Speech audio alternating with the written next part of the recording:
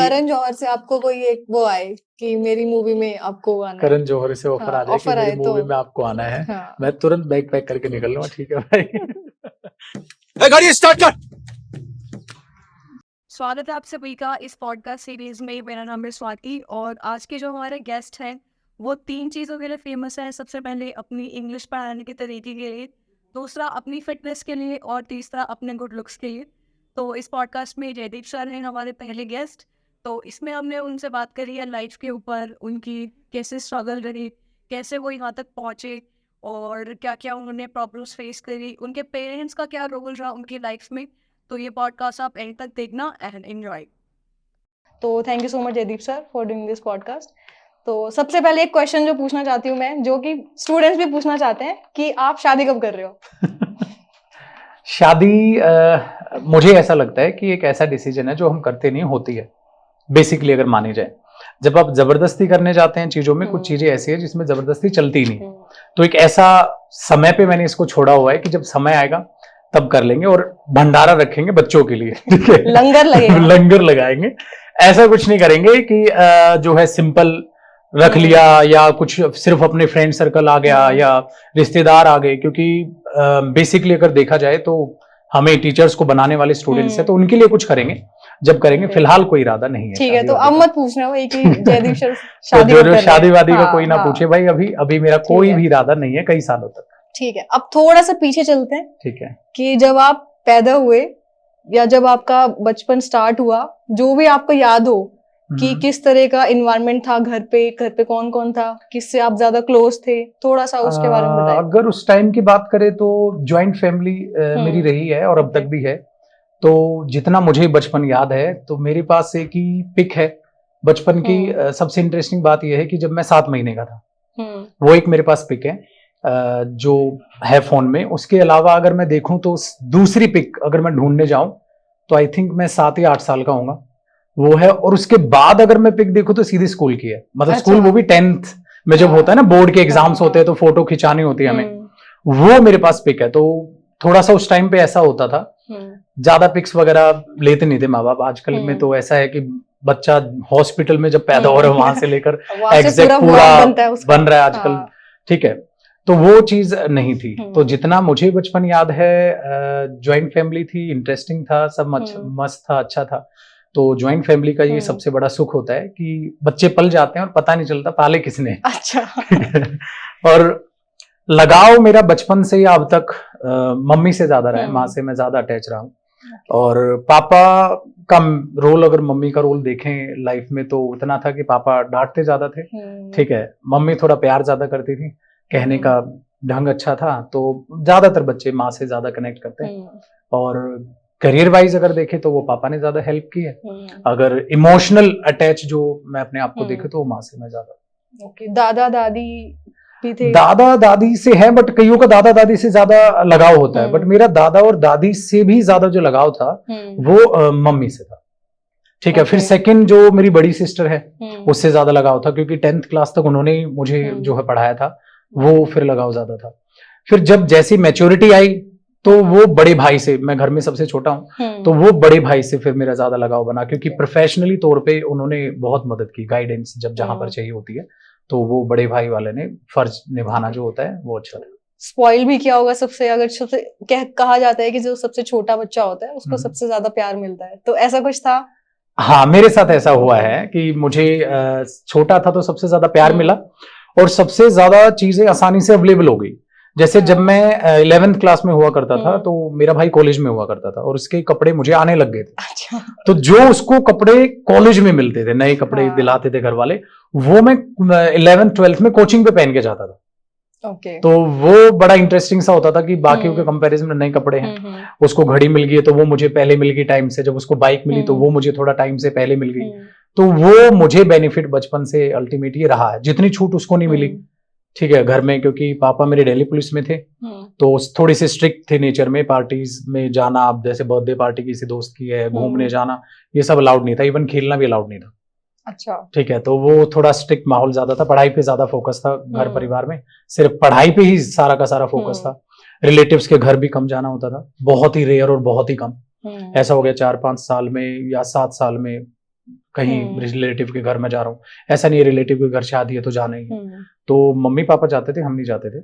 बच्चों को सिर्फ पढ़ाई स्ट्रिक्ट। फादर की जो एब्सेंस होती है, हाँ। जिनके जो फादर होते हैं वो पुलिस में होते हैं, उससे क्या इम्पैक्ट पड़ता है? नहीं, या वो स्ट्रांग बनाता है कि वीक बनाता है? नहीं, वो मेरे केस में ऐसा हुआ नहीं कि ऐसी कोई पापा की ड्यूटी रही हो, या उन्होंने पूरी की पूरी जी जान लगा के कोशिश की थी कि ड्यूटी ऐसी जगह उनकी रहे जिसमें उनकी नाइट शिफ्ट हो, चलेगा, रात को बच्चे सोएंगे और वो रात को जो है नौकरी करके आ जाएंगे।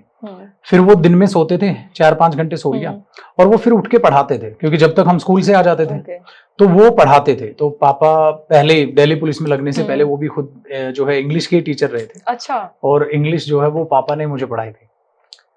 तो जयदीप सर को सबसे पहले इंग्लिश उनके पापा हाँ, पापा नहीं पढ़ाई, मैंने वैसे कोचिंग पहला इंग्लिश लेसन की नहीं है कभी। तो वो पापा ने वो ग्रामर इतनी स्ट्रॉन्ग बनाई स्टार्टिंग से, ठीक है, वो कैब याद कराते रहते थे, लेकिन पीट के पढ़ाते थे वो। ठीक है, वो कभी उनका वो ऐसे टीचर हैं, वो ऐसा क्वेश्चन पूछेंगे कि चल सपोज जब छोटे हम होते थे और मुझसे पूछ रहे हैं कैट का मीनिंग क्या है, और मैं कह रहा हूं कुत्ता, तो वो 2 साइड देखते थे। कैट का मीनिंग ये कुत्ता बोल रहा है, इसका मतलब इस कुत्ते को कुत्ते का भी नहीं पता है। मतलब आप 2 साइड सोच के देखो, अगर बंदा कर रहा है तो एक गलती की है, मैंने कैट का मीनिंग गलत बताया, बट वो कह रहे हैं अगर तूने कैट का मीनिंग कुत्ता बोला है तो इसका मतलब तुझे कुत्ते का भी नहीं पता, अगर तुझे कुत्ते का पता होता तो बिल्ली को कुत्ता क्यों बोलता।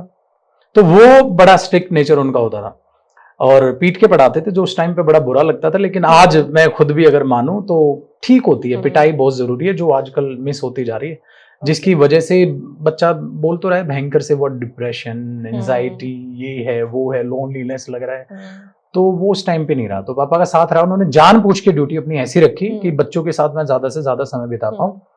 लेकिन वो समय उस टाइम पे बहुत ज्यादा स्ट्रिक्टनेस में बीता। मैं ये कहूंगा बचपन मेरा या मेरा बड़ा भाई और बड़ी सिस्टर का ऐसा बचपन नहीं बीता कि पिकनिक पे जा रहे हैं, घूमने जा रहे हैं, मिडिल क्लास फैमिली में ज्यादा ट्रिप्स पे जा रहे हैं, चोचले थे नहीं, तो कभी भी पिकनिक नहीं, कभी ट्रिप नहीं, कभी रिलेटिव के यहाँ घूमना फिरना नहीं। तो बहुत मतलब अल्टीमेट की सब स्ट्रिक्टनेस सबसे ज्यादा थी पढ़ाई को लेकर। ठीक है, तो पढ़ाई को लेकर स्ट्रिक्टनेस थी, तो इंग्लिश में मतलब हमेशा से इंटरेस्ट था?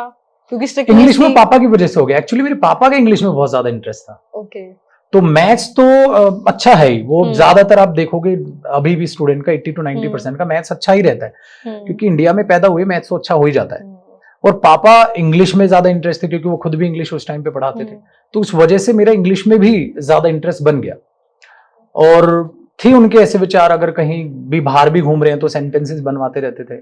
मुझे अभी भी आज तक ये याद है कि 3rd क्लास में मुझे टेंस आ गए थे जिस टाइम पे, और उस टाइम की बात कर रहा हूँ, ठीक है। अभी तो बच्चे को 3rd क्लास में टेंस आ जाएंगे, बड़ी ठीक है, आसान बात है, लेकिन उस टाइम पे मुझे 3rd में टेंस आते थे, जब 10th में जाके इंग्लिश स्टार्ट होती थी। तो पापा ने उस टाइम पे सेंटेंस मेकिंग सिखा दी थी, जो आज के बच्चे को 10th क्लास में जाके ढंग से प्रॉपर आती है। तो उस वक्त 3rd क्लास में उन्होंने, तो उस वजह से मेरे इंग्लिश में इंटरेस्ट बन गया, just because of my father. तो मतलब बचपन में आप इंग्लिश गाने सुनते थे कि हरियाणवी या पंजाबी? गाने नहीं सुनते थे बचपन में। गाने का मतलब टीवी नहीं था ना घर में। ओके। टीवी के लिए था कि पैसे थे, टीवी लाया जा सकता था, लेकिन लाते नहीं थे पापा। घर में सिर्फ रेडियो था। ऐसा दौर भी मैंने देखा है कि रेडियो रामायण जो है, रामायणा, वो हमने रेडियो पे सुनी है। ऐसा दौर भी था हमारा कि ऐसा नहीं था, टीवी ला सकते थे बट लाते नहीं थे जानबूझ के। तो जब उनकी ड्यूटी होती थी या वो सोए होते थे, तो हम पड़ोसी के घर जाके शक्तिमान उस टाइम पे आता था, वो हम देख के जाते थे। टीवी ऐसे होते थे, विंडो की तरह ओपन होते थे, ठीक है, जो विंडो की तरह टीवी ओपन होते थे, ऐसे टीवी होते थे। तो पड़ोस में जाके देखे थे। और 2 ही मैंने बचपन में, ठीक है, चीजें देखी हैं टीवी में, देखे तो एक शक्तिमान है जो बड़ा इंटरेस्ट के साथ देखा था, और रामायणा मैंने कई दफा, या अभी भी वो चीज है, वो बहुत सबसे ज्यादा उस टाइम पे देखी थी। तो गाने सुनने का तो बचपन में कोई मतलब नहीं, सॉन्ग्स या मूवीज नहीं देखी। ठीक है, तो 3rd से आपने 10th वगैरह सब सीखा। हाँ, इंग्लिश फिर 10th 12th में आए, तो जैसे 12th में आए तो आपने कॉमर्स ली, आर्ट्स ली कि पीसीएम ली? जब मैं 11th जैसे ही मैंने 10th किया, तो वो भी इंटरेस्टिंग किस्सा है। जो मेरे बड़े भाई हैं, उन्होंने ली थी साइंस। तो जब मैंने 10th की तो पापा ने बोला तू साइंस ले ले। मिडिल क्लास फैमिली का दूसरा सबसे बड़ा फंडा कि 11th क्लास में अगर 12th में बड़े भाई ने मेरी साइंस पढ़ी है तो वही किताबें मेरे काम आ जाएंगी, ठीक है। प्लस 11th में वो मुझे पढ़ा देगा तो पैसा बचेगा, और 12th में मैं कोचिंग कर लूंगा फिर। तो इसीलिए मैंने 11th क्लास में साइंस ली। मतलब मेरा इंटरेस्ट उस तरफ था ही नहीं, साइंस की तरफ मेरा इंटरेस्ट बेसिकली था नहीं, तो वो उतना इंटरेस्टेड में था नहीं, लेकिन मुझे साइंस जबरदस्ती दिलाई गई 11th में। फिर 1 महीना मैंने साइंस पढ़ी, और जब वो पढ़ी तो वो पापा को लगा नहीं यार खिंच रहा है, चीजें ठीक नहीं जा रही हैं, तो 1 महीने के बाद मैंने फिर चेंज करके कॉमर्स ली। तो 11th में फिर मैंने कॉमर्स चेंज कराई कंप्लीट 1 महीने के बाद, और पहले ऐसा हो जाता था स्कूल्स में, आप चेंज करा सकते थे, ठीक है, तो उस टाइम पे वो चेंज हुआ। ये किस्सा 11th ठीक का। है, ठीक है। तो 10th और 12th में तो इंग्लिश तो थी आपकी, हाँ, इंग्लिश तो है। तो इंग्लिश में मार्क्स कितने थे आपके 10th क्लास में? 10th क्लास इंग्लिश तो अच्छी रही है, और उस टाइम पे तो हालांकि ग्रामर सेक्शन या अभी भी देखते नहीं है 10th और 12th में, अगर एकेडमिक्स की बात करें तो ग्रामर सेक्शन इतना नहीं देखते हैं। आपकी वोकैब अच्छी होनी चाहिए, और बस आप लिखते जाओ जितना भी जो आप लिख रहे हो।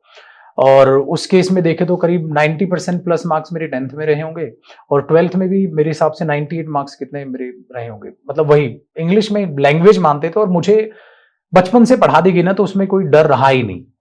और 10th और 12th में ग्रामर वैसे भी चेक नहीं होती, ज्यादातर बच्चों के इंग्लिश में ज्यादा ही मार्क्स रहते हैं 12th में, लेकिन वो कॉम्पिटेटिव एग्जाम में आते तब उनको ग्रामर फंसती है, तब जाके उनकी लुटिया डूबती है। बाकी ठीक, वो बचपन से पढ़ाई में मैं ठीक ही रहा था, मतलब अच्छा ही रहा था, और वो पापा है पढ़ने के अलावा कुछ कराते ही नहीं थे तो वो चीज रही है। ठीक है, तो यहाँ से आपका 12th कंप्लीट हो गई, फिर आपने नेक्स्ट क्या किया आगे?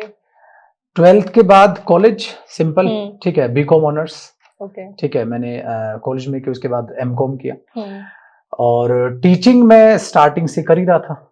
टीचिंग मतलब वो कैसे ट्रांजिशन कैसे हुआ? टीचिंग जैसे में जब ग्रेजुएशन कंप्लीट हो गई, जो मोस्टली क्वेश्चन रहता है स्टूडेंट्स का कि ग्रेजुएशन के बाद जॉब वगैरह कुछ कर लेते हैं, क्या करूं, मतलब प्राइवेट जॉब करूं कि एमबीए करूं, जैसे आप बीकॉम कर रहे थे, तो आप वो भी कर सकते थे, पीएचडी भी कर सकते थे, एमबीए भी कर सकते थे। पीएचडी का भी ऑप्शन था उस टाइम पे, सीए का बहुत क्रेज होता था। हाँ, सीए भी, तो सीए का क्रेज था और एमबीए का क्रेज था, ये है। बाकी मेरे फ्रेंड्स ने की है, कुछ ने सीए की है, कुछ ने एमकॉम। और एक ये था कि पुलिस भी, क्योंकि पापा पुलिस में है, तो होता है ना कि जिस चीज को देखते हैं।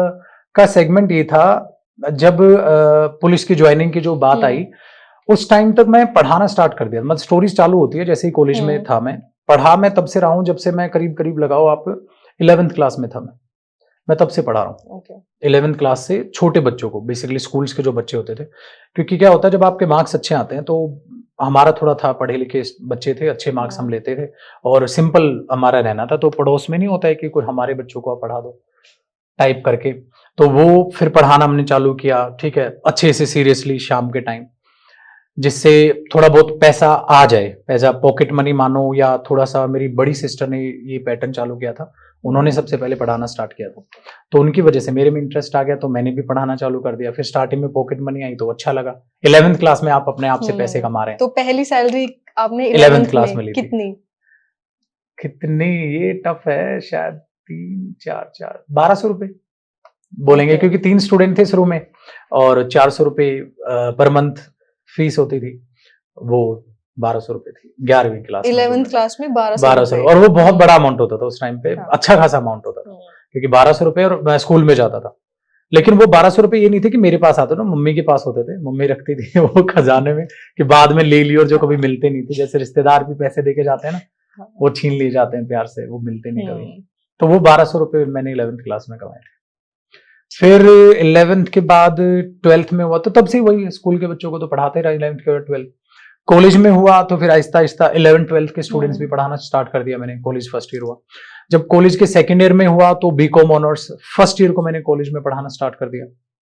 इस तरीके से, मतलब जैसे जैसे मैं पढ़ता चला गया, वही पढ़ाना जो है वो स्टार्ट कर दिया। जो कि एक अच्छा तरीका भी है कि आप जो पढ़ रहे हो उसको अगर आप पढ़ा दो किसी को, तो वो अच्छा याद होता है, एकदम याद हो जाता है। और कॉलेज में क्या होता है ना, कॉलेज में सबसे अच्छी बात ये होती है, बच्चा भले ही कोचिंग में ना पढ़े, अपने सीनियर से वो बहुत अच्छा पढ़ता है। तो उनका ये इंटरेस्ट बन जाता था कि मैं पढ़ा रहा हूं, तो वो फर्स्ट ईयर में, मैं सेकेंड ईयर में हूं, तो मैं उनका सीनियर हो गया, तो वो बहुत अच्छे से पढ़ते थे। और डीयू के कॉलेज में ऐसा होता है कि बच्चे थोड़ा सा आते हैं हाई फाई फैमिली से, थोड़ा रिच फैमिली, अच्छा पैसा, उनको पैसे वैसे की ज्यादा टेंशन है नहीं, वो तो हम लोग मिडिल क्लास फैमिली के लोग गए होते हैं। तो वो ऐसा होता था कि टॉपिक वाइज 500 रुपए दे देते थे उस टाइम पे, बड़ा अच्छा खासा वो अमाउंट होता था, कम नहीं होता था। तो कॉलेज के सेकेंड ईयर में जब मैं था, तो मैंने अच्छा अर्न करना स्टार्ट कर दिया था, करीब 1 लाख तक पर मंथ वो पहुंच गई थी।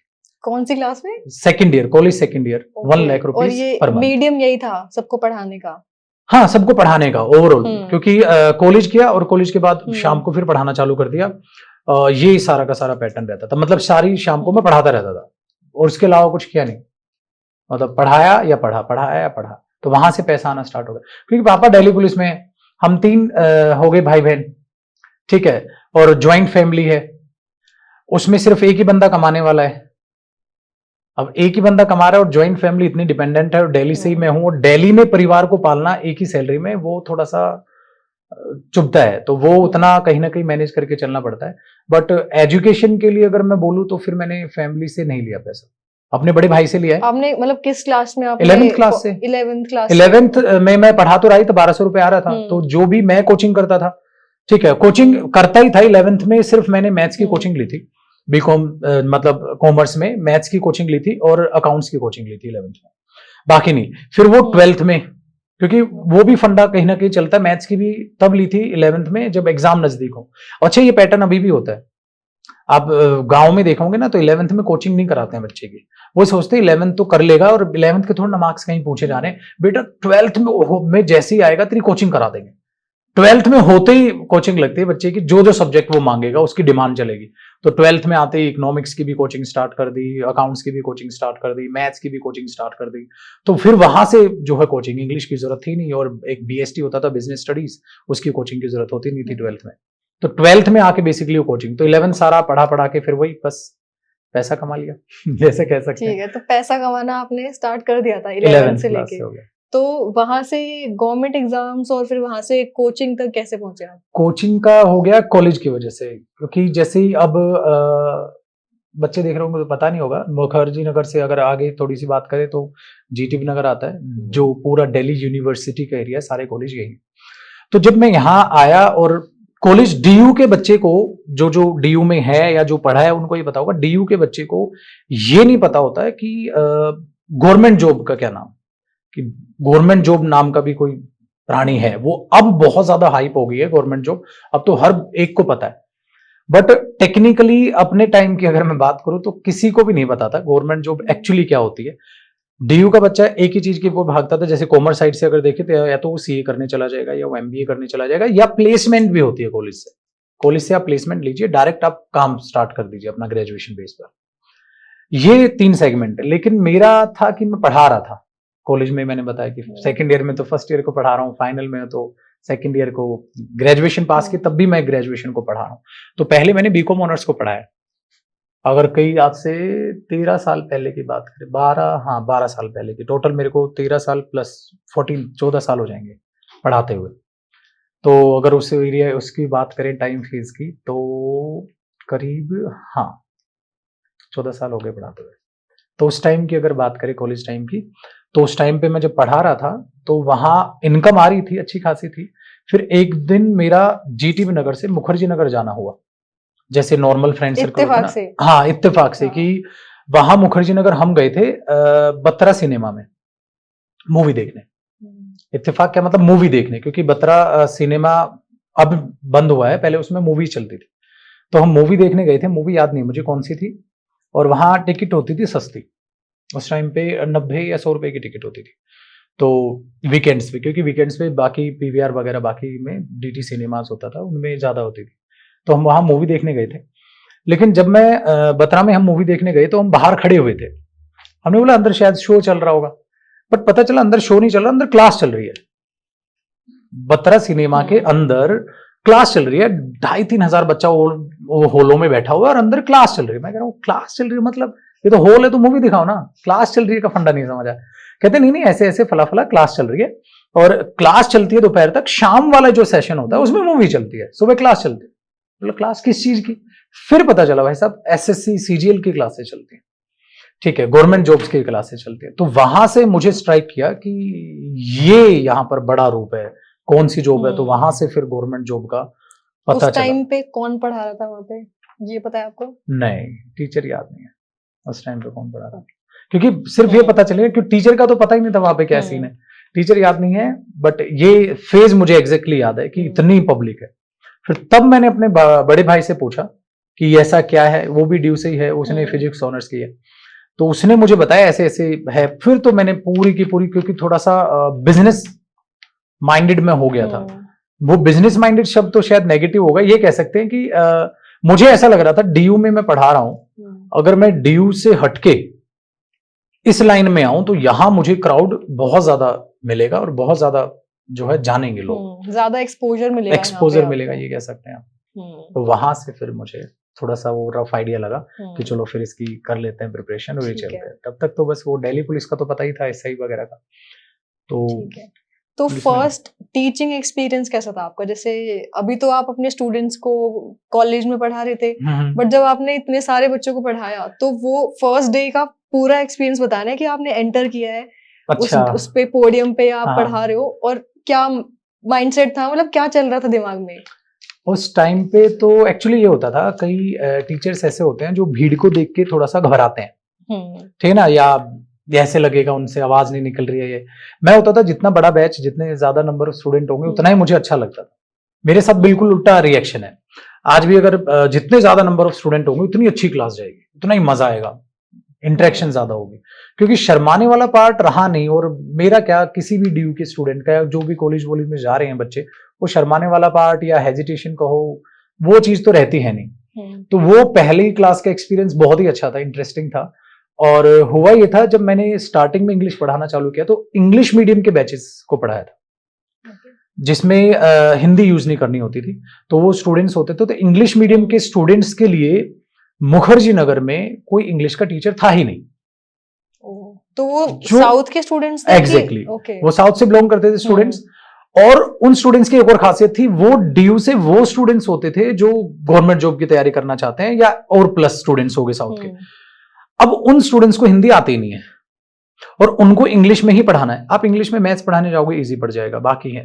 तो उस टाइम पे अवेलेबिलिटी ही नहीं थी, कोई टीचर ही नहीं था। डिमांड क्रिएट हो गई, वो डिमांड क्रिएट हो गई, और मुझे उस मार्केट में घुसने का स्पेस मिल गया।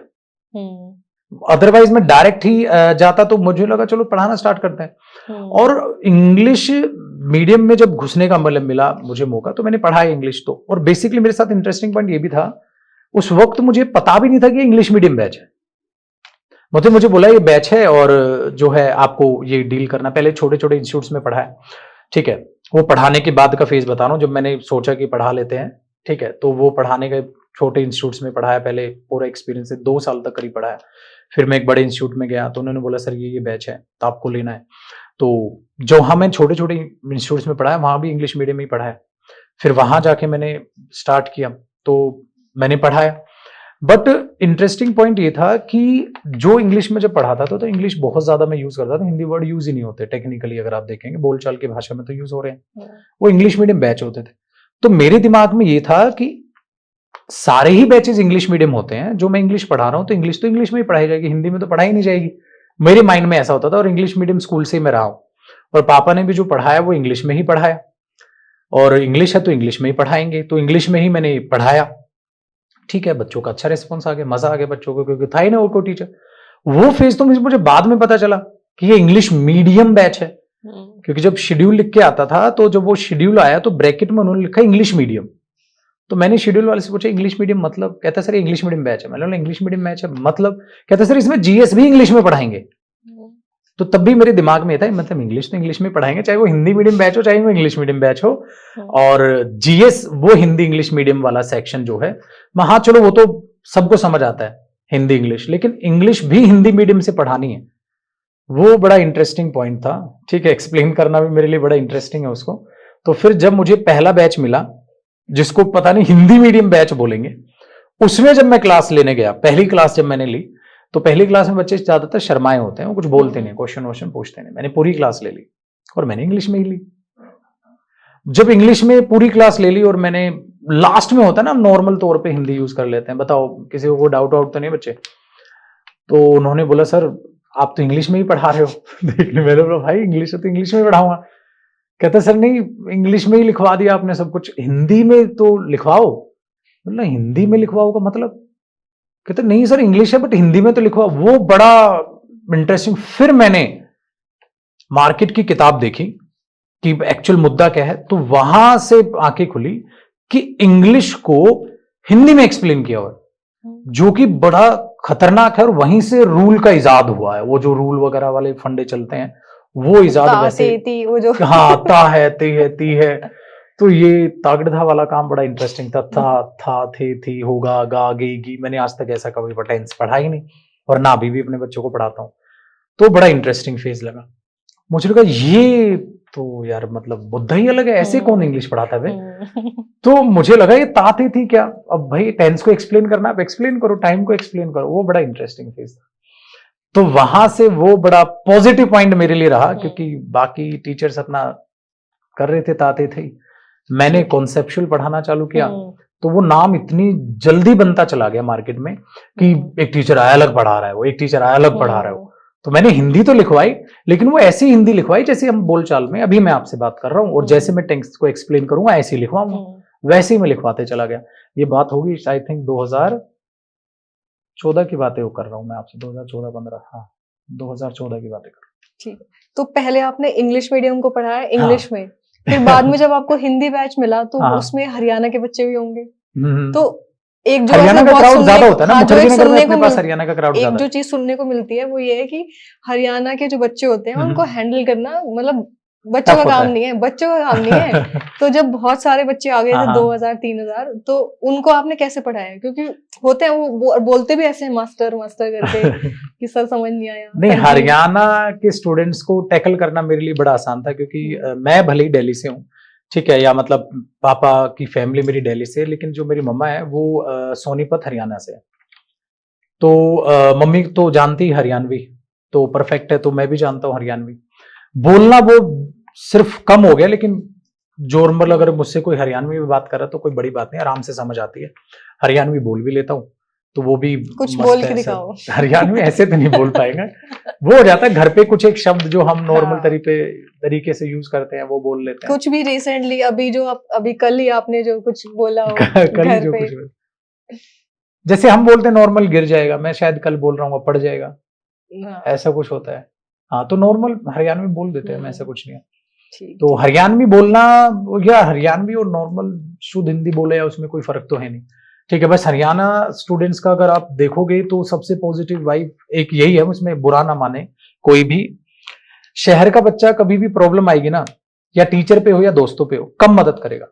हरियाणा का स्टूडेंट अगर मुसीबत आई ना, सबसे ज्यादा जान तक दे देगा अपने शिक्षक के लिए, टीचर के लिए। तो जिसे हम बदतमीजी समझते हैं, बदतमीजी नहीं करता, वो बोलने का उसका लहजा ही इंटरेस्टिंग है, ठीक है, और सीधी बात करता है, बकवासबाजी नहीं है, जो दिल में है वो जबान पे है। शहरी, या मैं अपनी ही बात करूं, या जो मेरी स्कूलिंग रही है या जो फ्रेंड सर्कल रहा है, वो मुझे ऐसा लगता है वो जबान पे कुछ और होता है, दिल में कुछ, थोड़ी सी इंसान दोगले बनते हैं। हरियाणा में ऐसा नहीं है। हरियाणा में आप पूछो कैसे लग रहे हो, तो वो सीधा टीचर को भी बोल देगा घटिया लग रहे हो सर, ये टी शर्ट पहना हो, ऐसा होता था, ये टी शर्ट पहना हो, आप पे कलर ही सूट नहीं कर रहा, जच ही नहीं रहे, तो वो सीधा बोल देगा। चापलूसी वाला काम उसके पास है नहीं, तो वो तो बड़ा इंटरेस्टिंग है। वो किस्सा नहीं, मुझे तो ऐसा कुछ नहीं लगा, मुझे कुछ मुसीबत दी हो, मेरा साथ जरूर दिया है, क्योंकि कई हुए थे किस्से ऐसे जिसमें साथ की जरूरत पड़ी थी। कुछ शेयर करना चाहते हो आप? किस्सा एक तो हमारा वो हुआ था जब हमने प्रोटेस्ट किया था, ठीक है, 2017 में किया था शायद, वो वाला। तो 10 दिन मैं स्टूडेंट्स के साथ रोड पे ही सोया था, ठीक है, सेम कपड़ों में, ठीक, सेम चड्डी बनियान, कुछ नहीं चेंज, सड़क पे ही सो रहे हैं हम लोग। तो सबसे ज्यादा स्टूडेंट्स के साथ 10 दिन तक मैं 10 रात 10 दिन हम लोग सब वहां बैठे, तो वो लाइफ चेंजिंग था। वहां फिर स्टूडेंट्स को रियल में जाना कि मतलब जितनी कदर, जितनी रिस्पेक्ट टीचर्स की स्टूडेंट कर रहा है, स्पेशली कॉम्पिटिटिव एग्जाम की तैयारी करने वाला, उतना कोई भी स्टूडेंट या कोई भी किसी भी एग्जाम की तैयारी कर रहा है, वो स्टूडेंट्स की, जो टीचर्स की दिल से रिस्पेक्ट करता है। वो किस्सा बड़ा इंटरेस्टिंग है। तो वहां पता चलती हैं चीजें। स्टूडेंट्स तब ये इसी फेज में मुझे पता चला, जिन स्टूडेंट्स को हम सिर्फ सोच रहे हैं, अगर उनकी हॉबी पूछें, उनका पैशन पूछें, ऐसे ऐसे स्टूडेंट थे, इतनी गजब की शायरी लिखते थे, इतनी गजब की पेंटिंग करते थे, उनके विचार पूछो, वो अलग ही वे में जाके बात करते, इतने ज्ञानी भर के बैठे हुए हैं, वो तो हम इनको कभी पूछते नहीं है, कभी बोलते ही नहीं है। इनमें शायर भी हैं, गजलें भी लिखते हैं वो, ठीक है भाई। आप एक्सरसाइज में इंटरेस्ट था, वो पूछो तो वो बड़ा गजब है। तो हिडन टैलेंट बड़ा छुप छुप के है। वो तो साला बस ये कहो कि थोड़ी सी गरीबी है कि वो शौक की तरफ जा नहीं पा रहे, लेकिन नौकरी के बाद अपने शौक पूरे करते हुए नजर आते हैं। ये है सेक्शन। इसका एक रीजन ये भी हो सकता है कि जो स्टूडेंट लाइफ होती है वो बहुत ही लोनली होती है। मतलब हमें जैसे गवर्नमेंट हम्म। एग्जाम्स की जो हम तैयारी कर रहे हैं, हमें हम्म। पता नहीं है कि हमारा क्लियर होगा कि नहीं होगा, हम बस अपना 100% दे रहे हैं। तो उसमें कुछ ना कुछ एक लोनलीनेस या फिर खालीपन हो सकता है, उसको वो एक तरह से क्राफ्ट करते हैं, शायरी के फॉर्म में हो गया, पेंटिंग के फॉर्म में हो ऐसे गया। में हाँ कह ये सकते। अच्छा, उसको बताते वक्त डरते हैं और वो हाँ किसी से अंदरूनी फीलिंग वो शेयर नहीं हाँ। करता। स्टूडेंट से आप कोने में ले जाके पूछोगे ना तो हम्म। आराम से शांति से क्या है तो वो बता देगा। वो हम्म, फ्रेंड्स मजाक उड़ाएंगे, ठीक है, तो हम्म, इसलिए दोस्तों को नहीं बताता। अब वो पेंटिंग करता है, दोस्त को दिखाएगा तो कुछ और ही हम्म। आएगा सेगमेंट। हाँ, बट ये कह उसको सकते हैं। हॉबी नहीं कहेंगे हम, वो उनकी डार्कनेस है एक तरह से, जो अंदर का। हाँ, वो अच्छा। हॉबी नहीं है, वो पढ़ रहे हैं, मतलब स्टूडेंट हाँ लाइफ में हाँ। होता है। और ये सारे बच्चे वही हैं जो मिडिल क्लास से हैं या किसी गांव से हैं। अब स्ट्रेस बढ़ता जा रहा है, अब कह हाँ सकते हैं। अब हाँ। हॉबी ना रह के आप ये कह हम्म, सकते हैं कहीं ना कहीं कि लोनलीनेस भगाने के लिए बच्चा हम्म, कुछ एक्टिविटीज कर रहा हाँ, है। जैसे वो आप क्योंकि पेंटिंग कर रहा है, वो डरा हुआ है अंदर से। वो अपनी अंदर की जो सोच रहा है वो उसको हाँ, निकालने की कोशिश निकालने कर की रहा है। कोशिश हाँ, कर रहा है, कुछ भी शायरी तो लिख के। जितने भी शायर हैं फेमस, वो या तो उनका दिल टूटा होता है या कुछ ना कुछ तो घटना घटी होती है, जिसको हाँ, वो क्राफ्ट करते हैं उस चीज को। स्टूडेंट्स का दिल तो टूटा ही होगा कुछ का जो शायर होंगे, या कुछ स्टूडेंट्स का मुझे ऐसा लगता है दिल टूटा क्या, उनका तो दिल इससे ज्यादा टूटता है कि एग्जाम की डेट अगर आगे पीछे हो जाए। कईयों का तो इससे दिमाग बड़ा खराब हो जाता है, जिस डेट पे एग्जाम नहीं हो रहा उस डेट पे हुआ नहीं या शिफ्ट कर गया, वही उन्हें सदमा ब्रेकअप से ज्यादा लगता है। मुझे आज तक अगर जो तैयारी कर रहा है बच्चा, ये वो उनके लिए बहुत बड़ा सदमा होता है, जिन्होंने अपनी लाइफ को प्लान किया होता है और पता चला एग्जाम की डेट आगे होगी, उनका मत्था मिन्ना जाता है। कहता है यार पहले ले लेते तो और मैं अपनी मेहनत बढ़ा देता। एग्जाम डेट का आगे बढ़ने का मतलब है अब क्या करेगा वो, फिर दोबारा बेचारा रिवाइज करेगा, फिर मॉक टेस्ट लगाएगा, फिर आगे जाएगा, तो उसके लिए तो बहुत ज्यादा टेंशन पल गई। उससे जितना गुस्सा उस वक्त आ रहा होता है, मुझे लगता है वो दिल टूटने पे भी नहीं आएगा। उसको क्या ही गुस्सा करेगा वो? दिल टूटने वाला गुस्सा और ये गुस्सा तो अलग है, या तो पूरा करियर की ऐसी तैसी हो गई, तो वो ज्यादा है। हाँ, ये तो मानती हूँ। मुझे ऐसा लगता है। ठीक है, ठीक है। तो यहाँ पे एक चीज ये भी है कि जो स्ट्रगल है वो बहुत ज्यादा होता है स्टूडेंट लाइफ में, और वो आपकी बातों से लग रहा है कि वो स्ट्रगलिंग लाइफ थोड़ी कम रही आपकी। तो इसमें आप किस्मत का पार्ट बोलोगे कि किस्मत आपकी का नहीं, किस्मत फैमिली अच्छी का पार्ट थी? बोलूंगा मैं। फैमिली, मुझे सारा रिश्ता पका पकाया दे दिया गया मेरे परिवार के द्वारा। बट मेहनत थी। मेहनत तो मैं तो खाली मेहनत कर रहा हूं ना। स्टूडेंट मेहनत भी कर रहा है, ठीक है, साथ साथ अपने लिए चीजें भी जोड़ रहा है। भाई एक बात देखो ना, मुझे तो कुछ करना ही नहीं पड़ा ना। मुझे वो 11th-12th में क्या करना है, माँ बाप ने पहले से डिसाइड कर लिया। साइंस नहीं चल रही, चल बेटा एक काम कर कॉमर्स में आ जा, इसमें कंफर्टेबल है, हाँ ठीक है चल। मुझे यही नहीं सोचना मुझे 11th-12th में क्या लेना है। मुझे कुछ टेंशन नहीं है, ना कोचिंग की टेंशन है, ना फीस की टेंशन है। माँ बाप करने लग रहे हैं मेहनत, ठीक है, सारा पका पक, क्योंकि मैं सबसे छोटा हो गया। इसीलिए तो मैंने बोला ना, मुझे सबसे छोटा होने का शायद जितना फायदा मिला है किसी और को नहीं मिला होगा। तो वो मेरी सबसे बड़ी सिस्टर जो है, मतलब बड़ी सिस्टर है, उन्होंने ज्यादा स्ट्रगल किया, बड़े भाई ने ज्यादा स्ट्रगल किया। तो मुझे वो पका पकाया प्लेटफॉर्म दे दिया गया कि तुझे ये करना है, फिर ये करना है, फिर ये करना है। और पढ़ा पापा ने दिया, बड़े भाई ने, बड़ी बहन ने पढ़ा दिया। तो वो स्ट्रगल था सिर्फ पढ़ने में। लेकिन स्टूडेंट्स का जो स्ट्रगल होता है ना, वो सिर्फ पढ़ने में नहीं होता है। वो पढ़ भी रहा है बेचारा, वो ये भी देख रहा है, खुद ही आके पीजी भी ढूंढ रहा है, खुद ही आके ये देख रहा है कैसा माहौल है, खुद ही कपड़े धो रहा है, ठीक है, खुद ही खाना बना रहा है, और खुद ही ये सोच रहा है कौन सी गवर्नमेंट जॉब की तैयारी करूंगा, खुद ही ये सोच रहा है कौन से फॉर्म निकलेंगे, खुद ही फिल कर रहा है, खुद ही ढूंढ रहा है कहां पढ़ना चाहिए, क्या पढ़ना चाहिए, सब कुछ खुद कर रहा है। मुझे कुछ भी खुद नहीं पढ़ना पड़ा, मतलब कुछ खुद नहीं करना पड़ा। A to Z मुझे ये बता दिया गया, बेटा ये तेरा रास्ता है, इस पे तुझे चलना है। लेकिन इसमें मैं मानता हूं जितना शायद मैं लायक बच्चा रहा हूंगा, उतना शायद ही कोई बच्चा और रह जाए तो बहुत बड़ी बात है। इसलिए मेरा मोटिवेशन हर एक परिवार से ही चालू होता है, परिवार से खत्म होता है, क्योंकि मेरी फैमिली ने मेरे को बनाया।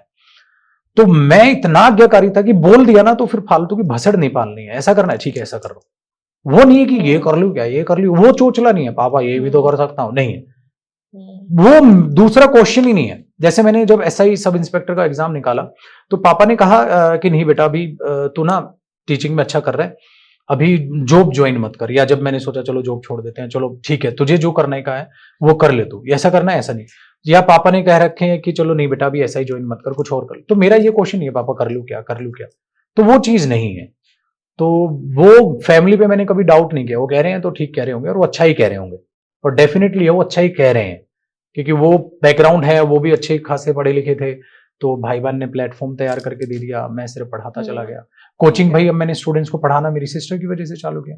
सबसे पहले बड़ी बहन ने पढ़ाया, फिर भाई ने पढ़ाया, पापा तो पढ़ाते ही थे, हाँ पापा की वजह से कह सकते, बहन ने पढ़ाया, तो टीचर ही टीचर भर गए ना हमारे परिवार में। तो भाई भी, सिस्टर भी, मैं भी, और मेरे जीजा जी भी, वो भी टीचर ही हैं। तो पापा वो भी नौकरी से पहले टीचर ही थे, तो सब टीचर ही भरे हैं, तो वो प्लेटफॉर्म मेरे लिए तैयार हो गया। ठीक है। अच्छा, आपके पापा की कोई एक बात आपको कोई याद हो जो कि आपको बहुत हेल्प करी हो, आप जहाँ पर हो आज? हाँ, मेरे पापा ने की जो बात मैं मानता हूँ, जो अभी तक मैं फॉलो करता हूँ उस चीज को, उन्होंने कहा था कभी किसी का बुरा मत करना। अगर किसी का दिल तो दुखाएगा, ठीक है, अनजाने में हो जाए तो भगवान एक दफा माफ कर देंगे, ठीक है, वो भगवान में बहुत विश्वास करते हैं। तो कहते हैं अगर किसी का दिल जानबूझ के दिखाएगा तो आज नहीं तो कल तुझे हर जाना भुगतना होगा। नरक और स्वर्ग जो है वो धरती पे ही है। अगर तुझे कोई इंसान आज खुश दिख रहा है और वो बुरा इंसान है, बेटा वो ज्यादा लंबी टाइम तक तुझे खुश नहीं दिखेगा। तो मेरी हमेशा से कोशिश रही है कि कोई मुझसे बस बुरा ना माने, या जानकर या अनजाने में भी मैं किसी को कुछ ऐसा ना बोलूं जिसको उसको बुरा लग जाए। तो ये चीज जो है मेरे अंदर रही। और उन्होंने टीचर के लिए तो स्पेशली, क्योंकि खुद टीचर थे, एक ही बात कही थी कि जब भी पढ़ाए दिल से पढ़ाना। क्योंकि मैंने ज्यादा टाइम लगाया नहीं, 14-15 मैक्सिमम मैंने 1 या 2 साल ही लिया होगा टीचिंग करियर में। उस टाइम पे बात करें तो 14-15 की बात कर रहा हूँ। बहुत जल्दी से मैंने, जितना नाम मैंने अपना जल्दी बिल्डअप किया है, उतना कोई शायद ही एकदम से टीचर आके छाया होगा। और वो जस्ट बिकॉज ऑफ ये था, मैं दिल से पढ़ाता था और फिर दिल से ही पिटाई करता था। ठीक है, जैसे आपने भगवान का मेंशन किया कि आपके पापा बोलते थे, तो पूजा करते हो आप? डेली, मतलब बट ये है कि ये नहीं कि पूजा डेली जोत लगानी है मुझे या ऐसा है। मैं ये लगाओ, पूजा मुझे ऐसा लगता है, मेरा पॉइंट ऑफ व्यू ऐसा है कि सिर्फ सुबह बैठ के मंदिर के सामने पूजा कर लेना वो गलत है। सिर्फ सुबह पूजा नहीं, आप हर वक्त ही कर रहे होते हैं। अब हमने इंटरव्यू स्टार्ट किया है तो तब भी मैंने भगवान का नाम लिया है मन में। आप कुछ भी कर रहे होगे, या आपने स्टार्ट किया, आपने भी, कोई ना कोई हमारी आदत होती है, ठीक है, कुछ भी बोलते नहीं, चलो श्री गणेश करो भाई, तो बड़े बुजुर्ग यही तो सिखा रहे हैं। तो हमने भी मन में चलो श्री गणेश करते हैं, मन में बोल लिया या नाम ले लिया। तो मुझे ऐसा लगता है पूरे दिन ही भगवान को याद रखो, ठीक है। और सिर्फ सुबह पूजा करने वाला जो सिस्टम है ना, वो अच्छा है, सुबह पूजा करो, लेकिन डेली। अब मैं तो ये बच्चों को ये कहता हूं, पढ़ने भी बैठ रहे हो ना, तब भी भगवान को एक बार याद कर लो, पढ़ने बैठ जाओ। पढ़ने से उठ रहे हो तब भी याद कर लो। उसकी इंपॉर्टेंस क्या है, मतलब पूजा क्यों करनी है? पूजा मुझे ऐसे लगना है, जो आजकल के बच्चे कह रहे हैं ना, डिप्रेशन है, एंजाइटी है, लोनलीनेस है, बहुत प्यारे प्यारे शब्द उन्होंने रट लिए हैं, जो कि वो इसी वजह से है। आप पढ़ने बैठ रहे हो तो आप क्या कर रहे हो? बैठ रहे हो, हाँ किताब खोली बैठ गए। तो मैं अगर अपनी बताऊं, आज तक का मेरा रिकॉर्ड है, मैं जब भी पढ़ने बैठा हूं या मैं अपना कुछ कंटेंट लिख रहा हूं, किताब लिख रहा हूं, मैं बगैर हाथ धोए नहीं बैठा। इम्पॉसिबल है। और हाथ धो के, ठीक है, फिर बैठ गया। फिर मैंने नाम लेने का मतलब ये है कि आंखें बंद की, ठीक है, बहुत पल भर के लिए, और नाम लिया भगवान का। तब मैंने नोटबुक कॉपी जो है ओपन की। कभी भी किसी भी अपनी किताब पे धूल मिट्टी या मेरे इम्पॉसिबल है चढ़ी हुई मिले, एकदम नीट एंड क्लीन, साफ सुथरा रख के। तो जब आप ऐसे चीजों को करते हो ना, तो टेक्निकली आप चीजों की रेस्पेक्ट कर रहे होते हो। और जब आप पढ़ाई की रेस्पेक्ट करोगे, किताबों की रेस्पेक्ट करोगे, ठीक है, तो आप ऑब्वियसली बात है उस चीज से डरोगे नहीं, उस चीज से अपने काम से प्यार करना स्टार्ट करोगे। तो वहां से फिर वो डिप्रेशन आना, एंजाइटी आना या फालतू नेगेटिविटी कैसे आएगी?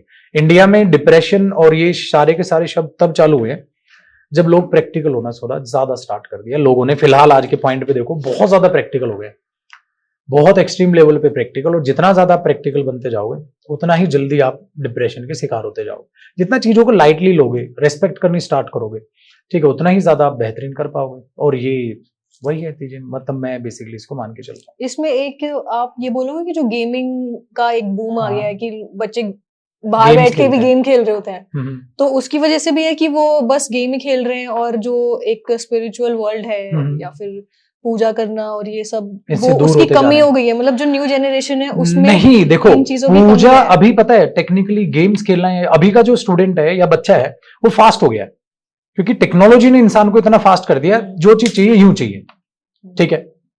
अब भगवान की आप पूजा करने बैठोगे, आपको शांति से बैठना होगा, मतलब बहुत ही आपको क्या होना होगा, स्लो, आराम से आप बैठे हो, आंखें बंद करो और भगवान का नाम ले रहे हो। वो बच्चा इतना स्लो हो ही नहीं सकता, वो फास्ट हो गया है।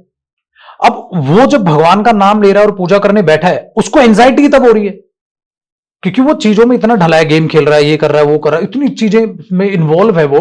और उसको शांति से बैठा दे, बेटा शांति से बैठ, चल भगवान का नाम ले। अब वो बैठा तो अब वो घबरा रहा है। टेक्निकली जिस पल उसको भगवान का नाम लेना चाहिए, उस पल क्या हो रहा है, जैसे ही आंखें बंद कर रहा है, उसकी पूरा दिन उसके सिर में घूम रहा होता है, तू करता क्या है। और फिर वो खुद से सवाल जवाब चालू करता है, मैं कर क्या रहा हूं यार, मैं पूरे दिन गेम खेलता रहता हूं, मैं ये करता रहता हूं, मैं ये करता रहता हूं, पढ़ाई के लिए कुछ करना नहीं, मेरे करियर का क्या होगा। वहां से वो घबराना चालू करता है। तो भगवान के पास जाके जो उसको पॉजिटिव एनर्जी आनी चाहिए, वहां उल्टा पासा हो रहा है कि भगवान उसको ये रियलाइज कर रहे हैं कि भाई तेरे कर्म क्या है, उस हिसाब से परिणाम मिलना है। तो वो घबरा रहा है आंखें बंद करने से, क्योंकि आंखें बंद करते ही सेल्फ टॉक चालू होती है। कभी भी चेक करना, आप भगवान के सामने जब आंखें बंद करेंगे तो सेल्फ टॉक चालू होती है, वो अंतरात्मा की आवाज उसको जीने नहीं देगी। जैसे मेडिटेशन करने की कोशिश करते हैं तब भी ऐसा होता है, मेडिटेशन की कोशिश। और जब हम भगवान का नाम ले तो मेडिटेशन भी कर रहे हैं अपने आप को, तो वो चीज वहां उसमें है नहीं। तो वो ये तो है नहीं, उसको मंत्र याद हो, मंत्र बोल देगा भगवान के सामने तो मंत्र में ध्यान चला जाएगा। हनुमान चालीसा याद हो उसको, हनुमान चालीसा बोलेगा तो हनुमान चालीसा पे ध्यान चला जाएगा। वो तो उसके साथ हो ही नहीं रहा है, क्योंकि उसको तो कुछ याद ही नहीं है, भाई को गेम से फुर्सत ही नहीं है या बाकी चीजों से बकवासबाजी से फुर्सत नहीं है। जैसे वो बैठता है फिर उसके सामने वो सेल्फ टॉक चालू होती है, तो वो डरने लग गया पूजा करने से टेक्निकली, क्योंकि पूजा करना आपको आपकी औकात दिखाएगा कि सच में आप बुरे इंसान बन चुके हैं, आप कर्म अच्छे नहीं कर रहे, तो रिजल्ट तो अच्छा होगा ही नहीं। फिर मैं भगवान से बोलूं भगवान ये दे देना, तो फिर खुद पे हंसी नहीं आएगी कि मैं मांग रहा हूं और कहीं ना कहीं अन्याय है, इम्पॉसिबल है।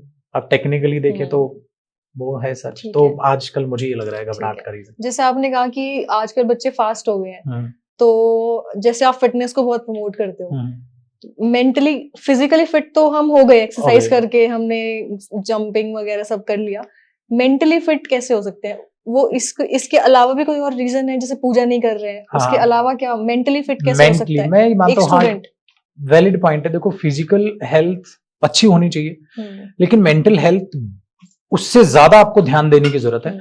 आजकल इतने सारे केसेस हमने देखे हैं कि बंदे ने इंस्टा पे फोटो पोस्ट की है, एकदम हंस रहा है, मुस्कुरा रहा है, शाम की उसकी फोटो है, अगले दिन सुबह खबर आई कि उसने रात को सुसाइड कर ली।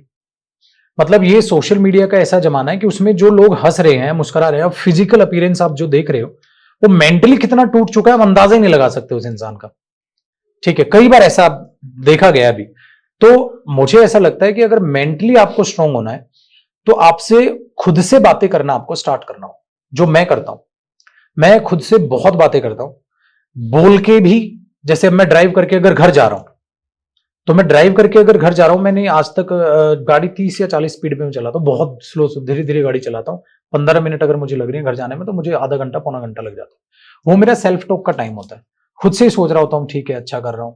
जो चीजें मैं अच्छी कर रहा हूं उन पर मैं खुद ही प्राउड फील करता हूं। आज का जमाना ऐसा है, कोई भी आपको ये नहीं बोलने वाला आप अच्छा कर रहे हो, इम्पॉसिबल है, कोई नहीं बोलने वाला। तो खुद ही बोलना पड़ता है भाई, खुद ही बोलना पड़ता है।